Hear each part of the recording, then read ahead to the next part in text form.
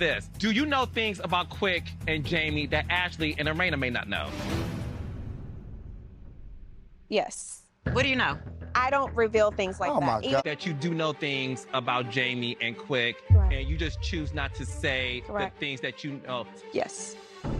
Okay, are these things text messages? Text messages, photographs, and records. Hi everyone, welcome back to my channels. This is Sami Sam P, and today we're going to talk about Love and Marriage DC, the reunion part 1. I'm not going to go into detail because I know that a lot of people are doing that review, and I know that I haven't been the most consistent, but I'm here and I want to talk about everything. And I'm like, well, since I haven't been doing episode by episode review, I can at least talk about what I thought about the reunion. So I want to start by saying that I love when a reunion is done by Carlos King, because Carlos knows exactly the question to ask. The last reunion that I watched that he did was the one for Love and Marriage Huntsville, and I was left full. I was left feeling like all my questions were answered, and I just love that about Carlos. He's really good at that. He's very messy, and I love it, and he knows what to ask, and we can only enjoy from that, right? Monique and her husband talking about what they've gone through in the show, and Monique explaining herself and her husband also explaining himself. What I like about them is that her husband is, you see that he really loves her, and that being a good husband is important to him. I have a lot of respect for a man like that, especially a man that's successful, you know, black men. You know how black men can be sometimes, especially successful one. And it's not even a black man, white man thing, but I feel that it could have been different. And it's very refreshing to see a man that's willing to accept his fault and is willing to work on what he's doing wrong. And they even said, you know, watching myself on the show made me realize that there's a lot of things that my wife said I do that make her feel uncomfortable that I really do. That feels good, and that's one thing. That's why I have hope for them, because I feel like the two of them at the end of the day want the same thing. They just want to have a peaceful marriage, and they want to be close to each other. And I wish them the best of luck, because I really feel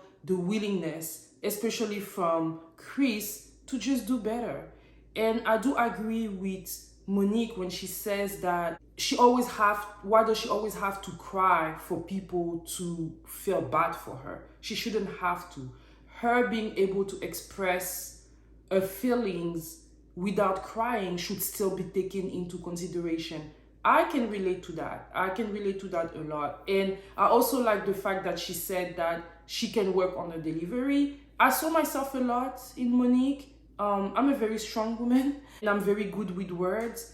And I feel that sometimes you also have to be careful on how you want what you're saying to be taken, right? I'm going to give you an example. Sometimes when you communicate with someone, you have to think about, if my goal is for the person to understand what I'm saying and to relate to me, how can I best convey the information for them to understand what I want and hopefully want the same thing, right?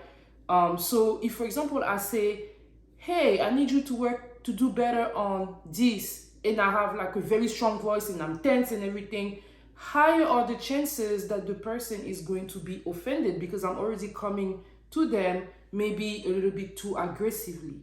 But if you are taking a step back and you work on the tone of your voice, that can really make a difference.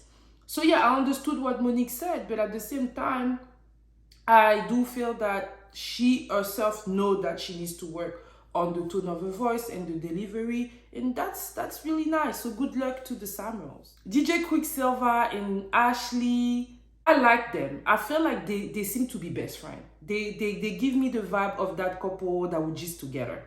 You know what I mean? Even they're not trying to give us a fake story of how their marriage is. I feel that none of them are, but maybe a little bit Erana and Jaimie, but I'm going to get to that later.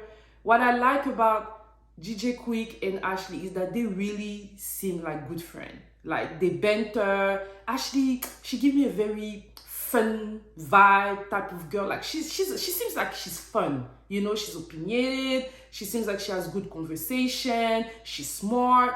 And that's what I like about their couple.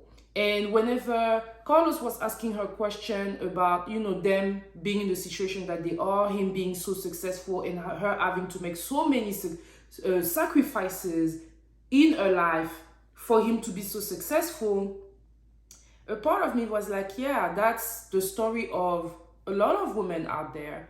The difference with DJ Quick and Ashley is that they're still together.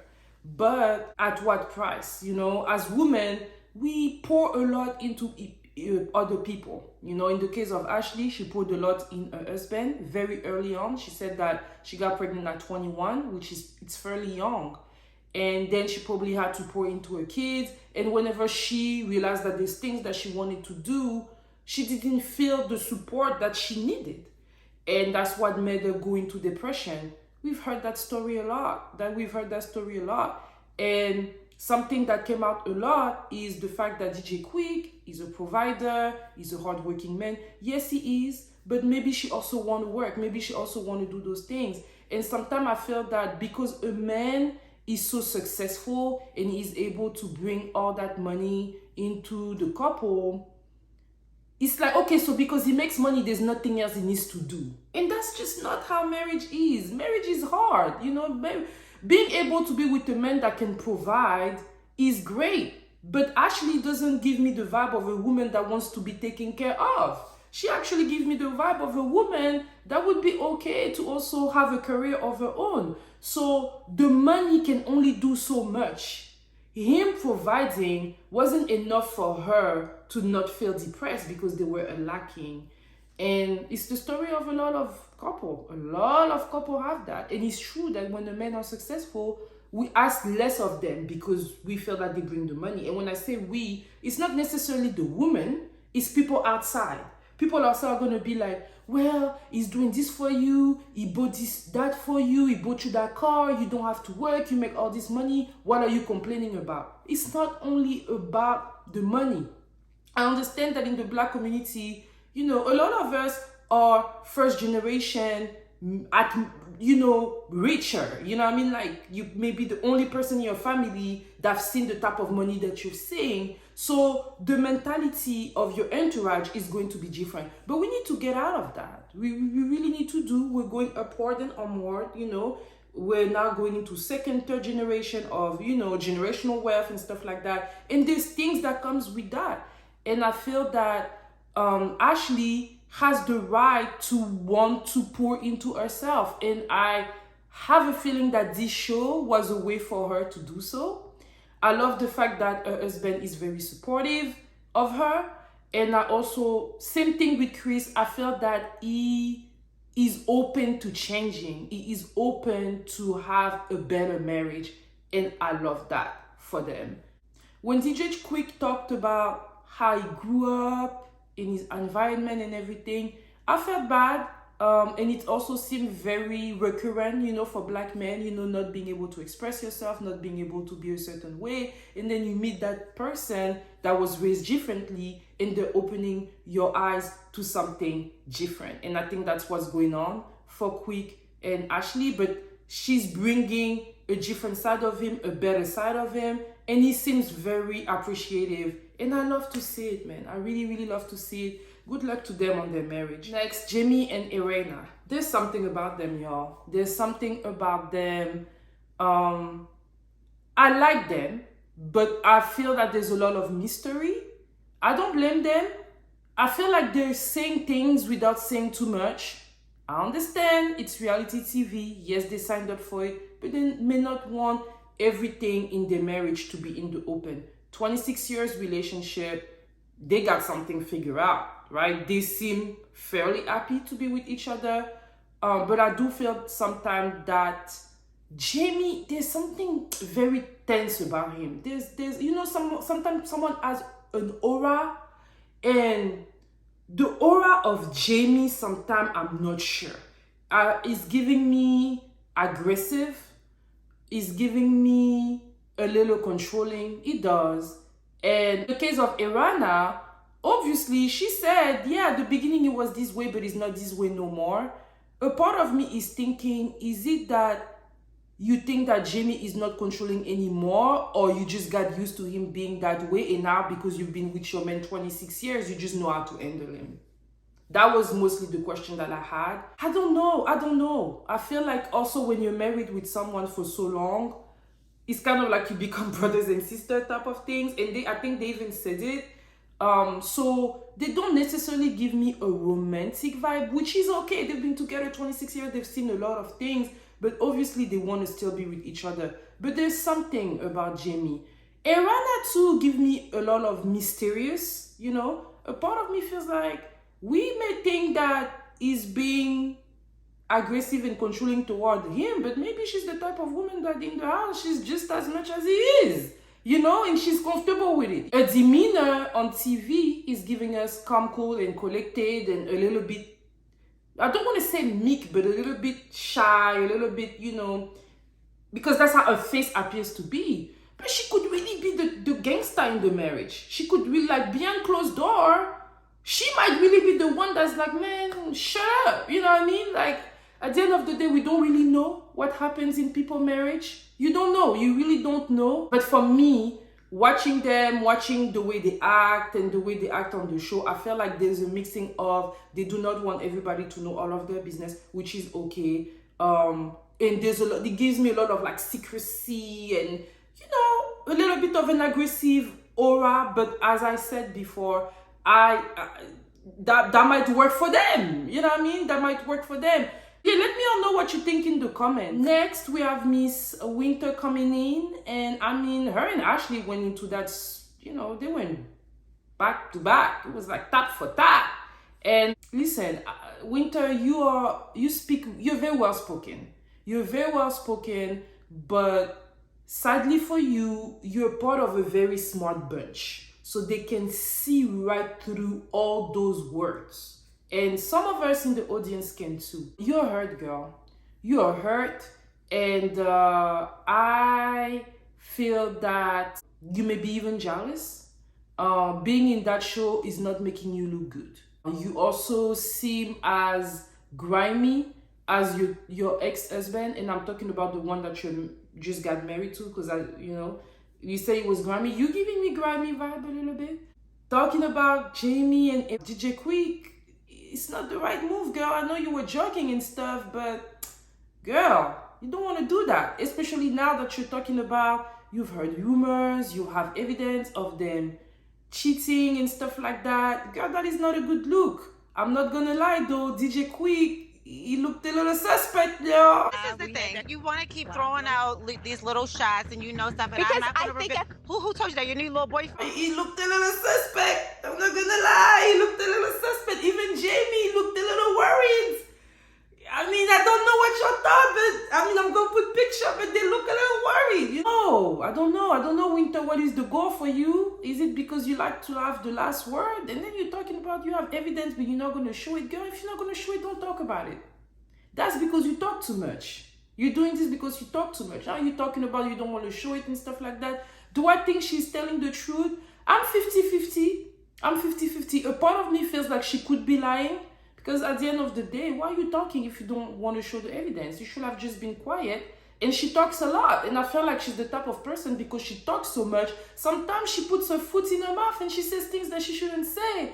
But then when I saw Jaimie and DJ Quick reaction, I was like, they don't look very comfortable. They don't look very confident, if you know what I mean. And no matter what they did, girl, what you trying to do? You trying to mess up their marriage or something? Because you weren't lucky in that department, so now your goal is to do that to the other. Because there's no way for us, the audience, to think that you were just trying to be nice. You're not trying to be nice. You're trying to have the last word.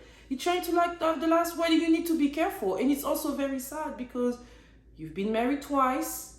You've been cheated on. You've gone through stuff, and now you're saying that you're a woman of God and everything. And I'm like, girl, there's that thing called forgive. Forgiveness. Forgive your exes. Forgive yourself, and do not do things that been done to you to other people. You know the pain of being cheated on. You know the pain that comes with, and then as a woman, one thing about me, I don't care if I don't like you. if I hear that your husband been cheating on you, I will not just like close my eyes to that. I'm not going to turn my head on you. If I can be a friend to you, I will be a friend to you. If I can give you an advice, I will give you an advice. What I will not do is laugh at you, you know. But there's people like that in those streets. There's people like that. I call them the children of Satans. You know, they're not good people. And sometimes they look like they are, but they're not. And it's very hard to be able to see their intention. And the advice that I always give people around me and myself, and advice that I receive, is that, man, just pray. Just pray for yourself. Just pray for your sanity.